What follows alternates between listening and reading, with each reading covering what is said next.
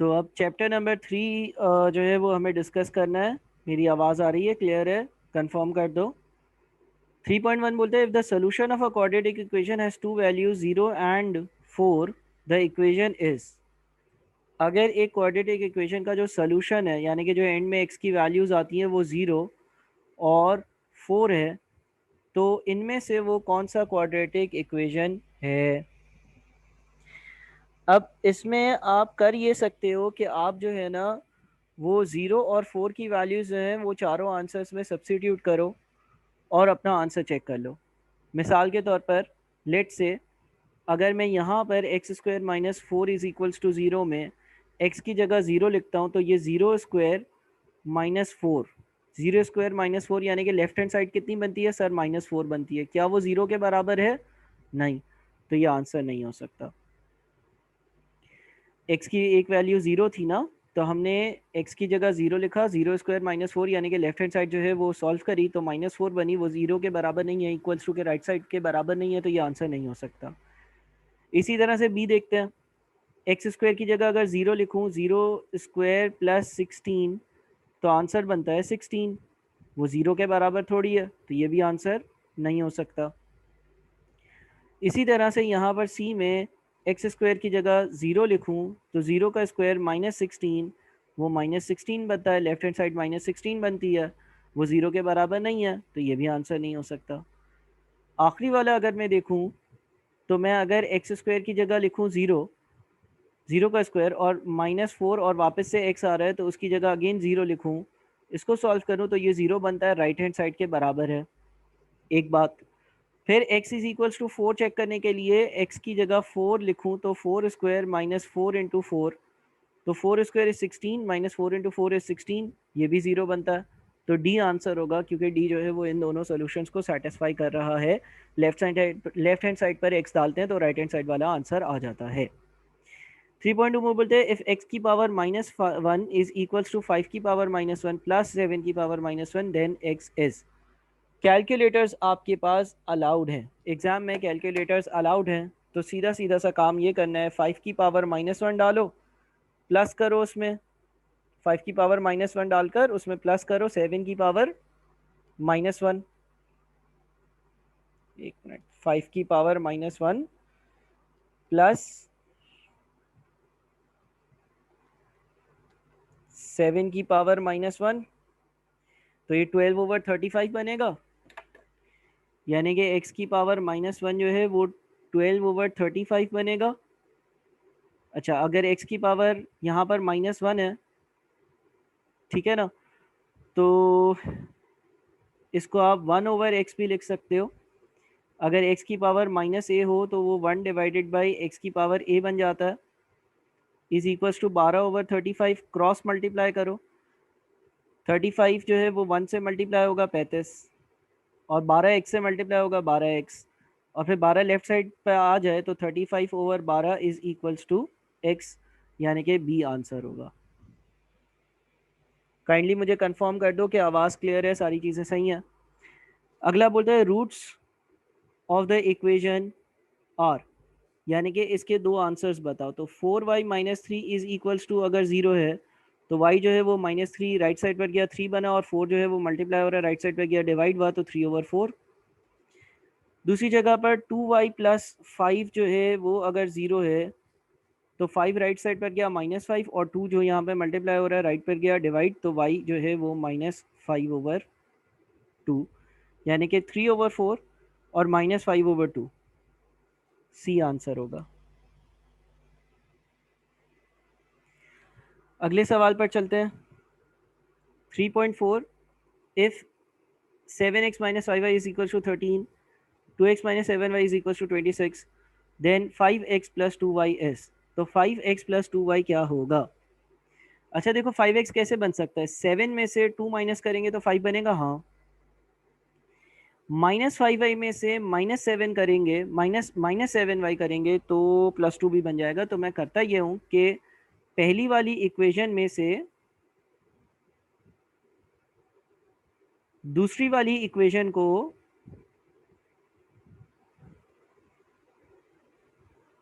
Minus करता हूँ।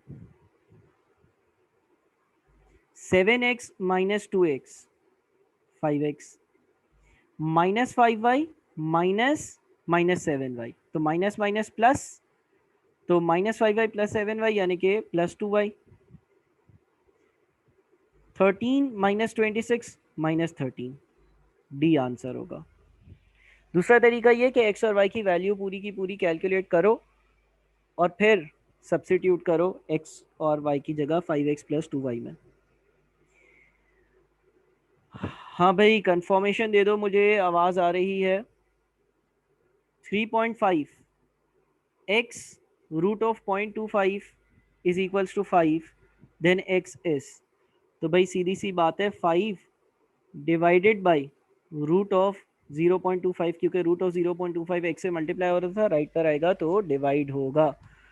Calculator use करो, कैलकुलेटर यूज करना अलाउड है, कैलकुलेटर यूज करते हो तो आपका आंसर 10 बनता है, 3.5 का आंसर ए होगा। 3.6 log base 10 5 minus log base 10 2 is equals to log base 10 x then x is। log की प्रॉपर्टीज के लेक्चर में log base a minus log base a c जो है वो log base a b over c के बराबर होता है, लिहाजा इसको आप लिख सकते हो log base 10 5 ओवर 2, क्योंकि दोनों बेसिस सेम है, बीच में माइनस का साइन है, is equals to right side पर है log बेस 10 x, तो x की जगह क्या लिखा हुआ है 5 ओवर 2 लिखा हुआ है, तो आंसर डी होगा। ठीक है, 3.6 का answer D. 3.7 log base 2 x is equals to 5 then x is. अच्छा जी, क्या करेंगे अब 3.7 में क्या करेंगे हम, एक इंडेक्स और लॉग फॉर्म्स की प्रॉपर्टीज़ है। अगर log base a y is equals to x लिखा हुआ हो, log base a y is equals to x लिखा हुआ हो, ये एक तरीका है। इसको आप ऐसे भी लिख सकते हो y is equals to a power x। ये दो अलग अलग फॉर्म्स हैं, आपके स्टडी टेक्स्ट में भी डिस्कस हुई हैं। ठीक है, log base a y is equals to x लिखा हुआ होगा तो उसको आप y is equals to a power x भी लिख सकते हो। तो इस प्रॉपर्टी को यूज करते हुए हमारे पास a की जगह 2 लिखा हुआ है, हमारे पास जनरल फॉर्म में y की जगह x लिखा हुआ है, और हमारे पास y की जगह x लिखा हुआ है और x की जगह 5 लिखा हुआ है। ठीक है ना, ये थोड़ा सा कंफ्यूजिंग हो जाएगा, इसको यूं लिखता हूं मैं log 2 5 sorry log 2 x is equals to 5, तो y को ऐसे ही नीचे लिखा था यानी कि x। अच्छा, ये जो चीज़ थी ये राइट साइड पर जाकर बेस बन गई और ये जो है वो पावर बन गई, इसी को रेप्लिकेट कर रहा हूँ मैं। 2 पावर 5, 2 पावर 5 32, ए आंसर होगा। ठीक है, 3.8 3.8 में log x power 3 divided by log of x is, log की एक प्रॉपर्टी थी कि अगर log बेस a x की पावर y लिखा हुआ हो तो आप पावर को पहले लिखकर इसको ऐसे भी लिख सकते हो y multiplied by log base a x। तो ये जो log x क्यूब है ना, इसको आप ऐसे भी लिख सकते हो 3 log x, और डिवाइड हो रहा है ये log ऑफ x से, तो log x कैंसिल होगा, 3 बच जाएगा, 3.8 का आंसर 3 होगा। 3.9 पर चलते हैं। Value of x for the equation x is equal to log 464 is. यार कैलकुलेटर्स अलाउड है, कैलकुलेटर पर आप लोग जो है वो log का फंक्शन पुट इन करो, ठीक है ना, और उसमें आप बेस जो है वो 4 रख दो और साथ में जो नंबर आ रहा है वो 64 रख दो, कैलकुलेटर पर सॉल्व करो। कैलकुलेटर पर सॉल्व करोगे तो 3.9 का आंसर 3 यानी कि डी आएगा। कैलकुलेटर पर पुट इन कर दो, कैलकुलेटर्स अलाउड है। 3.10 4y minus x is equals to 10, 3x is equals to 2y, then x into y is, x into y क्या होगा। तो हम ये करते हैं कि हम पहले x और y की अलग अलग वैल्यूज़ निकाल लेते हैं। कैसे, 4y माइनस एक्स जो है वो 10 के बराबर है, हाँ, तो एक माइनस एक्स जो होगा वो बराबर होगा 10 माइनस 4y के, और x जो है ना वो बराबर होगा 4y माइनस 10 के। इसको दूसरी इक्वेशन में सब्स्टिट्यूट करो, 3 4y minus 10 is equals to 2y, 3 4 ज़ा 12, 12y minus 30 is equals to 2y, 2y left side पर आएगा, 12y में से माइनस होगा तो 10y इज इक्वल्स टू 30, और y is equals to 30 divided by 10 यानी कि 3, y 3 आ गया। x कैसे आएगा, इधर आप y की जगह जो है वो 3 लिखो, तो ये बन जाता है आपका 4 3 ज़ा 12, 12 माइनस 10 इज 2, तो 2 इंटू 3, क्योंकि इसने x इंटू वाई की वैल्यू पूछी थी ना, तो 2 इंटू 3 इज 6, 3.10 का आंसर सी होगा। 3.11, the equation x square plus kx minus 18 is equals to 0 where k is a constant is satisfied by x is equals to 2। Satisfied by x is equals to 2 का मतलब है कि इस equation में x की value 2 जो है वो एक पॉसिबल आंसर है। Then the value of k is, तो x की वैल्यू 2 इधर पुट इन कर दो, 2 का square plus k into 2 minus 18 is equals to 0, 2 into 2 is 4 plus 2k minus 18 is equals to 0, 4 minus 18 is minus 14, minus 14 right side पर जाएगा तो 2k is equals to 14 और k is equals to 7। k की value जो है वो 7 होगी। 3.11 का आंसर 3.11 का आंसर डी बनेगा। अच्छा, इसका मतलब क्या था, इसका मतलब ये था कि यार ये जो ओरिजिनल इक्वेशन होगी ये होगी x square plus 7x minus 18 is equals to 0, और is satisfied by x is equals to 2 का मतलब ये है कि जब आप इसको सॉल्व करोगे ना तो एक पॉसिबल x की वैल्यू 2 आएगी। हम ज़रा सॉल्व कर भी देख लेते हैं। अगर हमें सवाल ये होता और हमें बोलता कि भाई सवाल ये देकर बोलता कि x की पॉसिबल वैल्यूज़ बताओ, तो हम मिड टर्म को ब्रेक करते हैं। हम मिड टर्म को अगर ब्रेक करते हैं तो x square plus 9x minus 2x minus 18 is equals to 0 लिख सकते हैं। पहली दो टर्म्स में से x कॉमन लिया तो x प्लस 9, और दूसरी साइड पर माइनस 2 और x plus 9 is equals to 0, x minus 2 x plus 9 is equals to 0, x minus 2 is equals to 0, x is equals to 2, x plus 9 is equals to 0, x is equals to minus 9। ऐसा कर सकते हैं, और x की एक possible value 2 आती है, यही उसने कहा था। 3.12 solve solution of the equation x plus 5 whole square is equals to 16 is, अच्छा जी, तो इसको हम लिख सकते हैं x plus 5 स्क्वायर अगर राइट साइड पर जाएगा तो ये जो 16 है ये अंडर रूट में आ जाएगा, अंडर रूट ऑफ 16 जो है 4 बनता है, और जब हम अंडर रूट को सॉल्व करते हैं तो हम प्लस माइनस दोनों चीज़ें साथ लिखते हैं। तो इसका मतलब एक चीज़ ये हो गई कि x प्लस 5 जो है ना वो या तो 4 के बराबर होगा, इस हिसाब से x जो है वो -1 के बराबर होगा, या फिर x प्लस 5 जो है वो -4 के बराबर होगा, और इस हिसाब से x जो है वो -9 के बराबर होगा। तो -1 और -9 ये दोनों पॉसिबल आंसर्स होंगे। आप इसको ऐसे भी वेरीफाई कर सकते हो कि आप यहाँ पर x की जगह -1 डालो, तो 5 - 1 4, 4 का स्क्वायर 16 बनता है, और अगर -9 डालो तो -9 प्लस 5 -4, -4 का स्क्वायर 16, वापस से left hand side right hand side के इक्वल बनती है। 3.12 the number of color TV sold by a firm was 3 times the combination of the combined sales of CD players and radios। एक company में TVs की जो sales है, जो number of TVs बिकते हैं वो कितने हैं, 3 टाइम्स हैं। 3 टाइम्स है, किसका 3 टाइम्स है, combined sale of CD players and radios. जितने रेडियोस और जितने सीडी प्लेयर्स बिकते हैं उनको ऐड कर कर, और अगर 3 से मल्टीप्लाई किया जाए तो टीवी जितने बिकते हैं वो आएगा, ठीक है ना। टीवी जितने बिकते हैं वो कितने बिकते हैं, वो 3 टाइम्स बिकते हैं। किसका 3 टाइम्स बिकते हैं, सीडी प्लेयर्स और रेडियोस के कंबाइंड सेल्स के। सीडी प्लेयर और रेडियोस को ऐड कर दो और उसको 3 से मल्टीप्लाई करो तो नंबर ऑफ टीवी सोल्ड आएगा। If the sales included 72 TVs, अगर 72 टीवीज बिके हैं एंड 8 रेडियोस, और 8 रेडियोस बिके हैं, then the number of CD players sold are, तो कितने CD प्लेयर्स बिके होंगे? अब 72 3 से डिवाइड होगा, ये इक्वेशन सॉल्व करेंगे तो 24 माइनस 8 इज 16, CD प्लेयर्स बिके होंगे 16।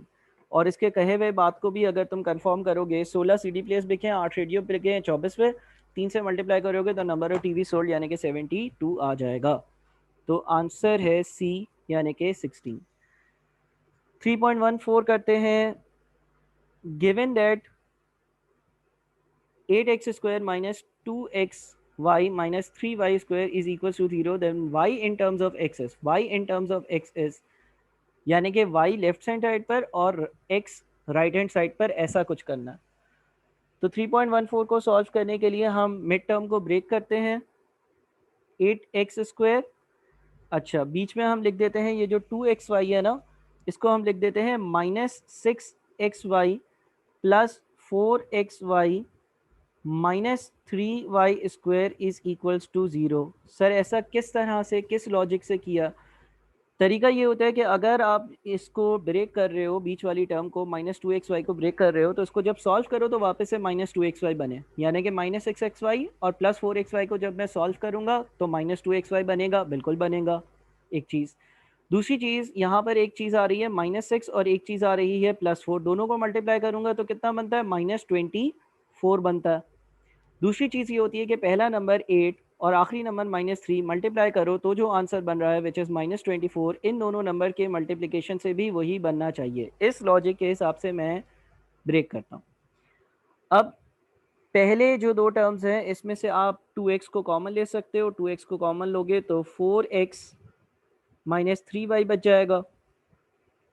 राइट साइड पर अब अगर y को कॉमन ले लोगे तो अगेन 4x माइनस 3y बच जाएगा इज इक्वल्स टू 0। तो ये बन जाएगा 2x प्लस वाई और 4x minus 3y is equals to 0। 2x plus y is equals to 0 या फिर 4x minus 3y is equals to 0।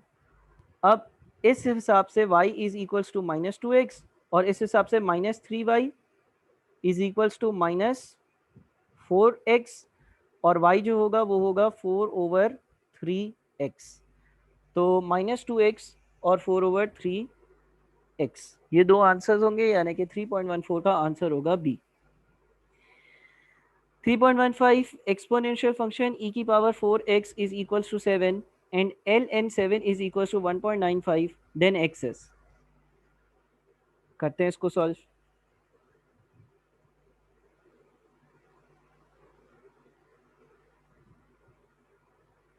अच्छा, इसके लिए नेचुरल लॉग की थोड़ी सी प्रॉपर्टीज आप लोगों के दिमाग में होनी चाहिए, ठीक है? दोनों साइड्स पर ln लगा देते हैं तो ln e की power 4x is equals to ln7। अच्छा, फिर एक प्रॉपर्टी होती है कि आप पावर पहले लिख सकते हो, तो 4x multiplied by ln e is equals to ln7। Calculator पर ln e की वैल्यू देखोगे तो 1 आएगी, तो ये हो गया 4x is equals to ln7। ln7 इससे बोला हुआ है 1.95 के बराबर है, तो 1.95 और यहाँ पर 4x लिखा हुआ था तो x लिख देता हूँ और 4 राइट साइड पर डिवाइड होगा। 1.95 डिवाइडेड बाई 4 यानी कि 0.4875, सी आंसर होगा। 3.16 करते हैं। Given log x 2 plus log x 4 plus log x 64 is equals to 9, then the value of x is। अगर बीच में प्लस हो तो लॉग्स के केस में हम नंबर्स को मल्टीप्लाई कर सकते हैं, यानी कि log base a b plus log base a c is equals to log base a b into c. तो ये प्रॉपर्टी यूज करते हुए ये बन जाएगा log x 2 into 4 into 64 is equals to 9। तो 2 इंटू 4 इंटू 64 जो है वो 512 बनता है। log base x 512 is equals to 9, ठीक है? अब log को सॉल्व करने के लिए क्या करना पड़ेगा? हम इसको इंडेक्स फॉर्म्स में लॉग फॉर्म से कन्वर्ट करेंगे, जो प्रॉपर्टी मैंने ऊपर डिस्कस करी थी कि अगर log base a y is equals to x लिखा हुआ हो तो इसको y is equals to a power x भी लिख सकते हैं। इस प्रॉपर्टी के हिसाब से 512 इज इक्वल्स टू एक्स की पावर 9 भी लिखा जा सकता है।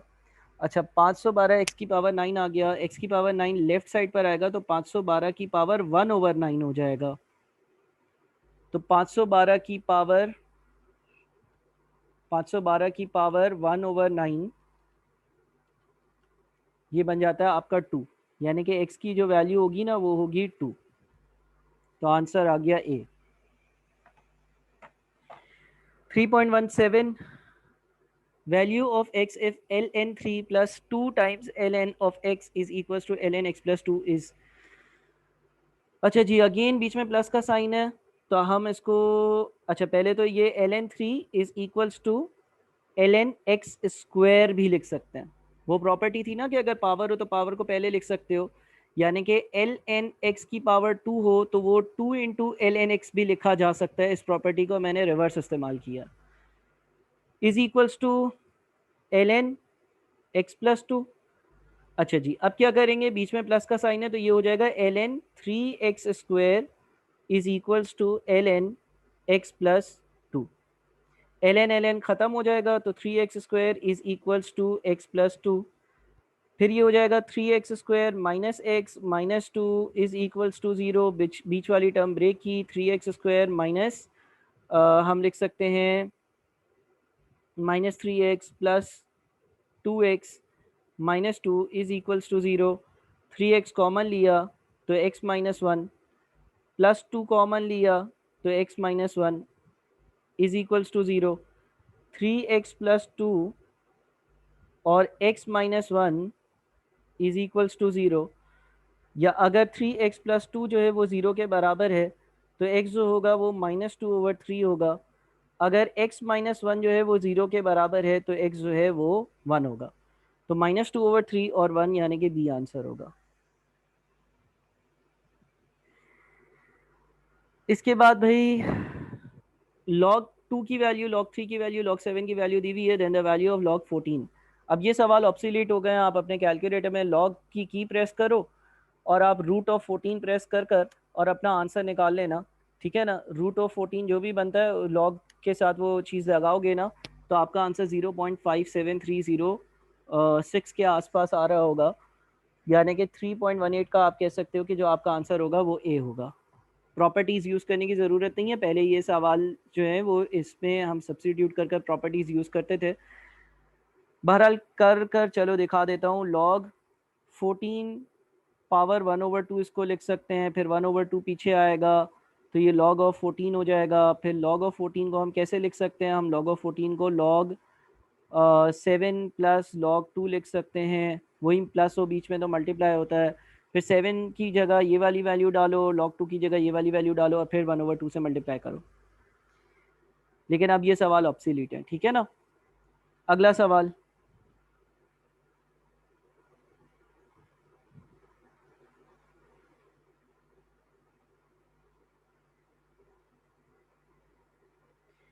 Zain is X years old and his sister Ifra is 5x minus 12 years old. Given that Ifra की उम्र कितनी है? Given that Ifra is twice as old as Zain. Zain की जितनी उम्र है उसको 2 से मल्टीप्लाई किया जाए तो इफ्रा की उम्र बनती है, then the age of Ifra is। अच्छा, इफ्रा की इक्वेशन हमें दी हुई है 5x माइनस 12 इसकी एज दी हुई है। जैन की एज कितनी दी हुई है? जैन की एज दी हुई है x, और जैन की एज यानी कि x को जब 2 से मल्टीप्लाई करते हैं तो इफ्रा की एज यानी कि 5x माइनस 12 बनता है। तो ये 5x minus 12 is equals to 2x हो गया, ठीक है ना। और 2x लेफ्ट साइड पर आएगा तो 5 माइनस 2 इज 3। 12 राइट साइड पर जाएगा तो 12 डिवाइड 12 यानी कि ये बन जाएगा 3x इज इक्वल्स टू 12, तो x बन जाएगा 4। यानी कि इफ्रा की जो एज होगी वो होगी 5x माइनस 12, यानी कि 5 इंटू 4 माइनस 12, 5 4 20, 20 माइनस 12 8। और जैन की जो एज होगी वो x के बराबर है यानी कि 4। और ऐसा ही है कि जैन की एज को 2 से मल्टीप्लाई करते हैं तो इफ्रा की एज बनती है। उसने इफ्रा की एज पूछी तो 3.19 का ए आंसर होगा। 3.20 solution set of for the simultaneous equation. यार ये दो इक्वेशन दिए हुए हैं, इन दोनों को साइमल्टेनियसली सॉल्व करना है।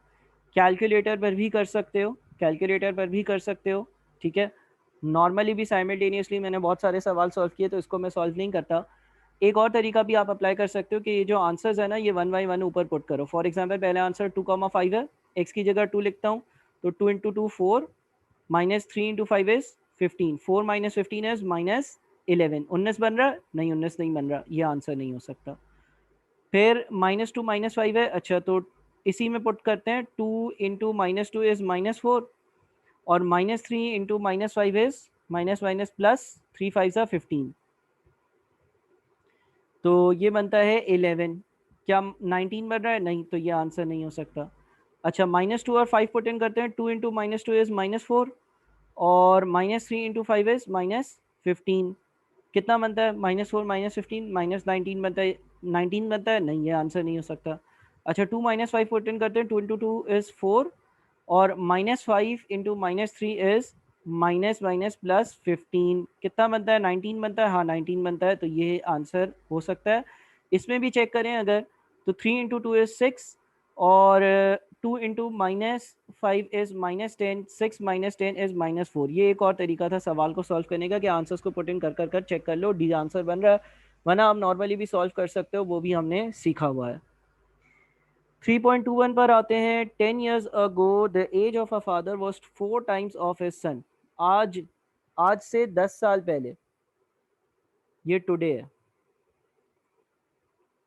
आज से 10 साल पहले जो फादर की एज थी, जो फादर की एज थी वो कितनी थी? जो फादर की एज थी वो थी 4 टाइम्स एज ऑफ सन। आज से 10 साल पहले, आज से 10 साल पहले। 10 years hence, 10 years hence यानी कि आज से 10 साल बाद, the age of the father will be twice that of his सन।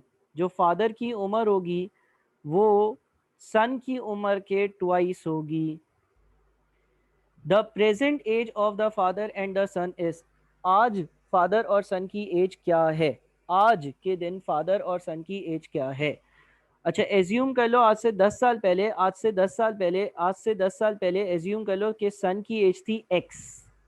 आज से 10 साल पहले एज्यूम कर लो कि सन की एज जो थी ना वो थी एक्स। आज से 10 साल पहले एक्स थी, तो आज कितनी होगी? x+10। आज से 10 साल बाद कितनी होगी? x+20। एज्यूम कर लो कि फादर की एज, अगर सन की एज एक्स थी, तो आज से 10 साल पहले फादर की एज क्या होगी? सर, फादर की एज होगी 4x। अगर आज से 10 साल पहले 4x थी, तो आज क्या होगी? 4x+10। 10 साल गुजरेंगे, 10 साल बड़ा होगा। और आज से 10 साल बाद क्या होगी? 4x+20। 4x+20 क्यों होगी? क्योंकि आज से 10 साल बाद मजीद आगे जाना है ना, 10 साल। फिर हमें ये पता है कि ये कब की उम्रें हैं? ये उम्रें आज से 10 साल बाद, और आज से 10 साल बाद बाप की उम्र यानी कि 4x+20, बाप की उम्र यानी कि 4x+20 बेटी की उम्र के ट्वाइस होगी, यानी कि 2 × x+20। अब इसको अगर सॉल्व करेंगे तो ये बनेगा 4x+20 is equals to 2x+40। अच्छा, 4x में से 2x माइनस, तो यहाँ पर 2x, यहाँ पर 20। x की वैल्यू कितनी आई? 10। क्या ये हमारा फाइनल आंसर है? नो, ये हमारा फाइनल आंसर नहीं है। ये x की वैल्यू है, और x क्या था? आज से 10 साल पहले की बेटे की उम्र। तो आज बेटे की उम्र कितनी होगी? 10 साल पहले 10 साल का था, तो आज 20 साल का होगा। आज से पहले 10 साल पहले बाप की उम्र क्या थी? 4x, यानी कि 40। तो आज कितनी होगी? 10 साल बड़ा होगा, यानी कि 50। यानी कि आज बेटे की उम्र 20 और बाप की उम्र 50 होगी। तो ए आंसर होगा, 3.21 का आंसर ए होगा। अच्छा जी, 3.22, 3.22, pick up the correct value of x. अच्छा यार, इसमें आप सिंपली क्या करो, एक्स की वैल्यू बार बार ऊपर वाले फंक्शन में डालकर, और ये चेक कर लो कि किस में जो है ना आंसर सेटिस्फाई होता है। इसका सही आंसर वैसे 10 है, यानी कि आप इस इक्वेशन में पहले तो ज़ीरो डालो, ज़ीरो डालोगे तो देख लो कि क्या ज़ीरो बनता है। वन डालो, वन डालो, देख लो कि क्या ज़ीरो बनता है। अच्छा, 10 डालता हूँ अगर, तो 10 divided by 0.5 minus 1/0.5, sorry 0.05, plus 10/0.005, minus 1/0.0005। इसको तुम कैलकुलेटर पर सॉल्व कर लो। 10 divided by 0.5 minus 1 divided by 0.005 plus 10 divided by 0.005 minus 1 divided by 0.0005। ठीक है, 10 divided by 0.5 minus 1 divided by 0.05 plus 10 divided by 0.005 minus 1 divided by 0.0005।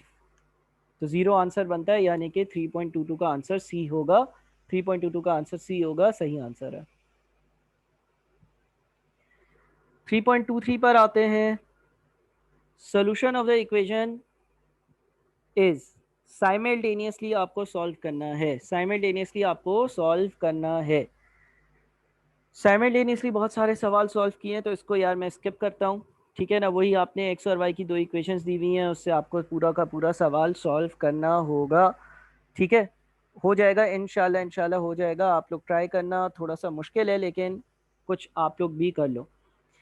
3.24, two numbers are such that two numbers are such that twice the greater number exceeds twice the smaller one by 18, and 1 over 3 of the smaller and 1 over 5 of the greater number are together 21. The numbers are, assume कर लो, इसने बोला to numbers are such, दो numbers हैं। Assume कर लो एक number है x और एक नंबर है y. Two numbers are such, दो नंबर्स हैं और वो इस तरह से हैं that twice the greater number, twice the greater number. अच्छा, आप एज्यूम कर लो कि y जो है ना वो ग्रेटर नंबर है, ज्यादा वाला नंबर y है, कम वाला नंबर x है। ट्वाइस द ग्रेटर नंबर यानी कि y को 2 से मल्टीप्लाई करोगे, exceeds twice the smaller number, और छोटे नंबर वाले नंबर को भी 2 से मल्टीप्लाई करोगे। Twice the greater number exceeds twice the smaller one by 18। अगर आप बड़े वाले नंबर को 2 से मल्टीप्लाई करोगे और उसमें से छोटे वाले नंबर को 2 से मल्टीप्लाई करोगे, इन दोनों का फ़र्क देखोगे ना तो वो 18 आ रहा होगा। बड़े वाले नंबर का दुगना छोटे वाले नंबर के दुगने से 18 ज़्यादा होगा। मिसाल के तौर पर अगर ये 58 होगा तो ये 40 होगा। मिसाल के तौर पर अगर ये 38 होगा तो ये 20 होगा। होगा कितना ये नहीं पता, लेकिन उसने ये बोल दिया दो नंबर्स हैं, एक छोटा होगा एक बड़ा होगा, जाहिर है। उसने बोला बड़े वाले नंबर को 2 से मल्टीप्लाई करोगे और फिर छोटे वाले नंबर को 2 से मल्टीप्लाई करोगे और इन दोनों का फर्क लोगे तो वो 18 होगा। बड़ा वाले नंबर का ट्वाइस जो है वो छोटे वाले नंबर के ट्वाइस से 18 ज़्यादा होगा। ये एक इक्वेशन बन गई। फिर बोलते हैं 1/3 ऑफ द स्मॉलर नंबर, छोटे नंबर का एक तिहाई यानी कि x का 1/3, and 1/5 of the greater number, और बड़े वाले नंबर का एक 1/5, और टुगेदर, टुगेदर मतलब दोनों को ऐड करेंगे तो 21 बनेगा। ठीक है ना, वापस से पढ़ता हूँ। 1/3 ऑफ द स्मॉलर नंबर, छोटे वाले नंबर का एक तिहाई यानी कि x का 1/3, plus 1/5 of the greater number, बड़े वाले नंबर का 1/5, 21 बनेगा। द नंबर्स आर, ये नंबर्स क्या होंगे। तो ये दो इक्वेशंस बन गई। इन दोनों इक्वेशंस को आप साइमल्टेनियसली सॉल्व कर और अपना आंसर निकाल सकते हो। कैसे? पहली वाली इक्वेशन जो है उसको थोड़ा सा सिंप्लीफाई करते हैं, दोनों साइड्स को 2 से डिवाइड करेंगे तो ये बनेगा y minus x is equals to 9, या आप इसको लिख सकते हो y is equals to 9 plus x. इसको दूसरी वाली इक्वेशन में सब्सटीट्यूट अगर कर दो y की जगह पर तो ये बन जाएगा 1/3x प्लस 1/5, और यहाँ पर आएगा 9 plus 5, 9 plus x is equals to 21। अच्छा, अब हम दोनों साइड्स को 15 से मल्टीप्लाई अगर कर दें, डिनोमिनेटर उड़ जाएगा।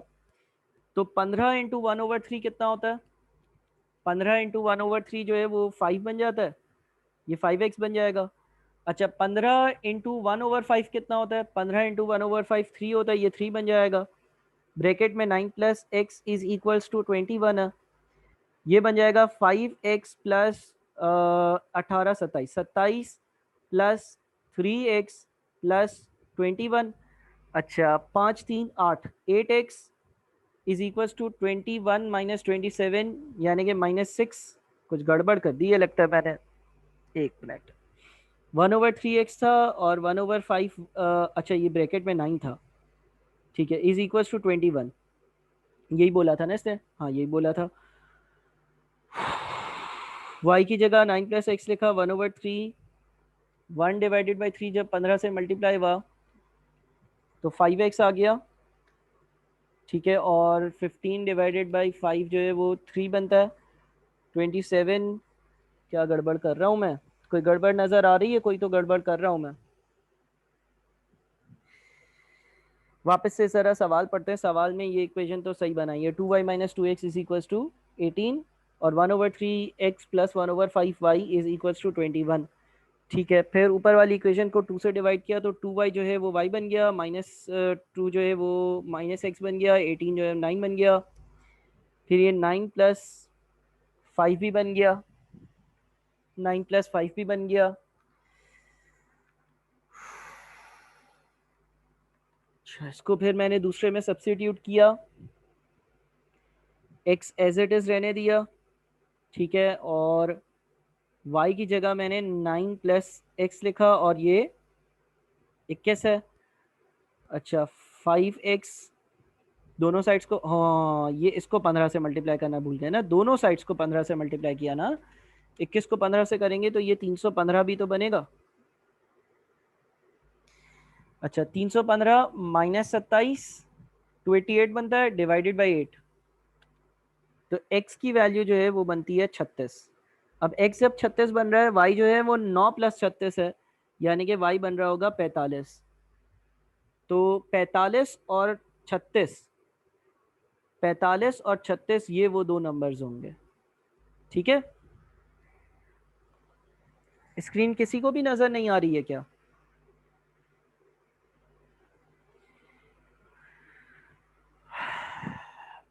ठीक है, 45 और 36 ये दो नंबर्स होंगे। हाँ सलमान, नजर आ रहा है?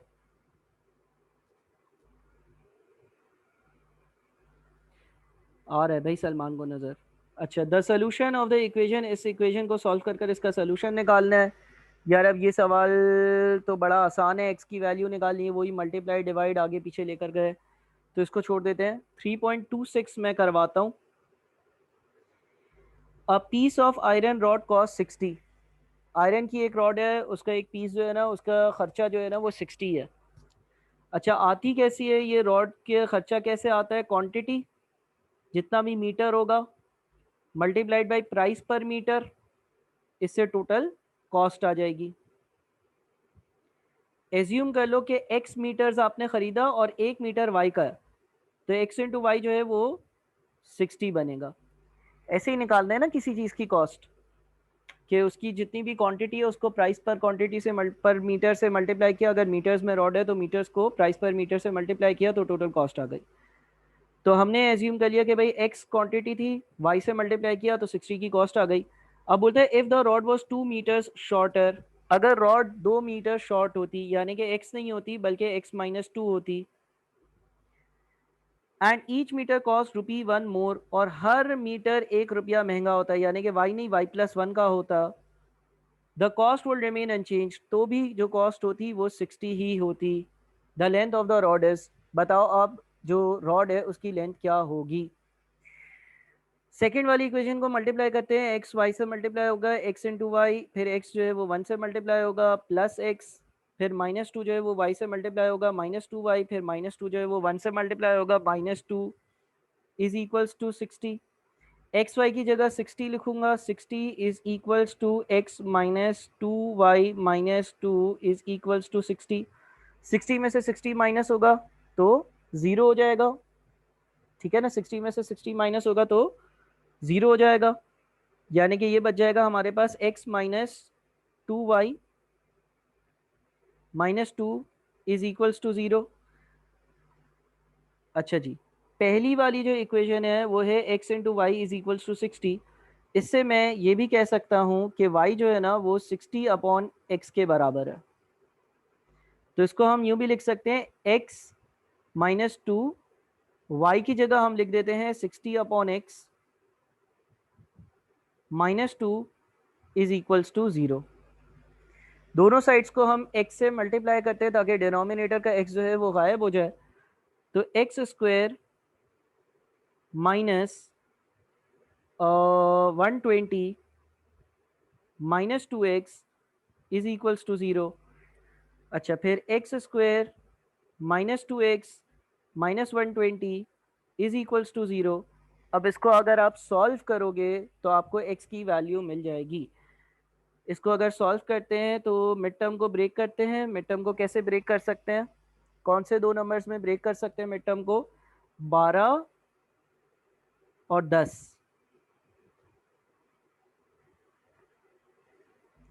तो इधर x कॉमन लिया, x माइनस 12, इधर 10 कॉमन लिया, x माइनस 12,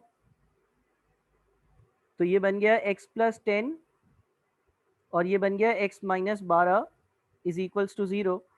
x प्लस 10 अगर 0 हो तो x जो है वो माइनस 10 बनता है, और x माइनस 12 अगर 0 हो तो x जो है वो 12 बनता है। हमारा आंसर 12 होगा। क्यों 12 होगा? इसलिए 12 होगा क्योंकि रॉड की लेंथ नेगेटिव नहीं हो सकती। इसका मतलब 12 मीटर रॉड जो है वो आपने परचेज करी होगी, ठीक है ना? 12 मीटर रॉड जो है वो आपने परचेज करी होगी। अच्छा, 1 मीटर कितने का परचेज किया होगा? x इंटू वाई जो है वो 60 के बराबर है। 12 मीटर रॉड आपने परचेज करी, 1 मीटर y का आया, टोटल कॉस्ट 60 आई। तो y जो है ना वो कितना बनता है? 60 डिवाइडेड बाई 12 यानी कि 5। यानी कि हुआ ये होगा कि 12 मीटर रॉड आपने खरीदी होगी और 1 मीटर आपको 5 रुपए की मिल रही है, तो 12 इंटू 5 इज 60। ठीक है ना? 12 इंटू 5 इज 60। और उसने ये लिखा हुआ था कि अगर आप 2 मीटर कम रॉड खरीदो यानी कि 10 मीटर खरीदो और रॉड जो है वो 5 की बजाय 6 रुपए की यानी कि 1 रुपए महंगी हो जाए तो भी खर्चा आपका सेम बनेगा। तो बन रहा है, इसका मतलब आपने 12 मीटर रॉड खरीदी है। आपने 12 मीटर रॉड खरीदी है, 1 मीटर आपने 5 रुपए का खरीदा है, तभी आपका खर्चा 60 बन रहा है। अगर आप 2 मीटर कम खरीदते, 12 के बजाय 10 खरीदते हो और 1 मीटर 6 रुपए का खरीदते 5 के बजाय, तो भी खर्चा 60 बनता। 3.26 का आंसर बी होगा। इस चैप्टर में कुछ सवालात बच गए हैं, वो सवालात मैं नेक्स्ट क्लास में करवा दूंगा और नेक्स्ट क्लास में फिर हम यहीं से चीज़ें जो है वो आगे लेकर चलेंगे। ठीक है ना? चैप्टर नंबर 3 पूरा करेंगे, फिर 4, 5, 6, 7, 8, 9, 10 सारे चैप्टर्स पूरे करेंगे। कल इंशाल्लाह वापस से मैं 3 घंटे की क्लास रखूंगा। कोई सवाल हो तो व्हाट्सएप पे पूछ लो। मैं अब मीटिंग को एंड करने लगा हूँ। ठीक है भाई, अल्लाह हाफिज़।